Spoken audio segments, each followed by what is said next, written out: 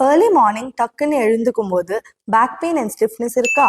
Long drive போகும்போதோ இல்லைனா 15 minutes மேலே system முன்னாடி உட்காந்து ஒர்க் பண்ணும் போதோ லோ பேக் ரொம்ப சிவியராக பெயின் இருக்கா?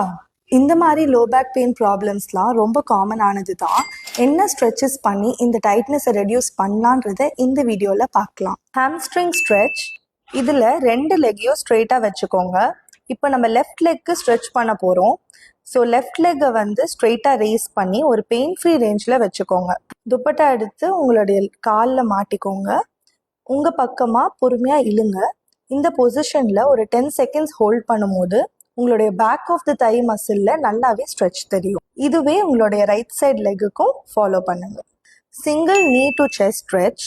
இதில் சேம் பொசிஷனில் படுத்துட்டு உங்கள் லெஃப்ட் நீயை பெண்ட் பண்ணி இந்த மாதிரி கை வச்சு டுவர்ட்ஸ் த செஸ்ட் புல் பண்ணி 10 செகண்ட்ஸ் ஹோல்ட் பண்ணும்போது உங்களுடைய லெஃப்ட் க்ளூட் மசில் நல்லாவே ஸ்ட்ரெச் தெரியும். இதுவே உங்களுடைய ரைட் சைட் க்ளூட் மசிலுக்கும் ஃபாலோ பண்ணுங்க. டபுள் நீ டு செஸ்ட் ஸ்ட்ரெச்.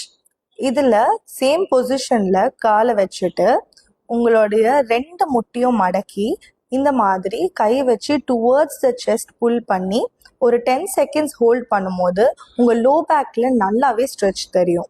இந்த 3 ஸ்ட்ரெச்சஸை ரெகுலராக பண்ணும்போது உங்களுடைய பேக் ஸ்டிஃப்னஸ் நல்லா ரெடியூஸ் ஆகும்.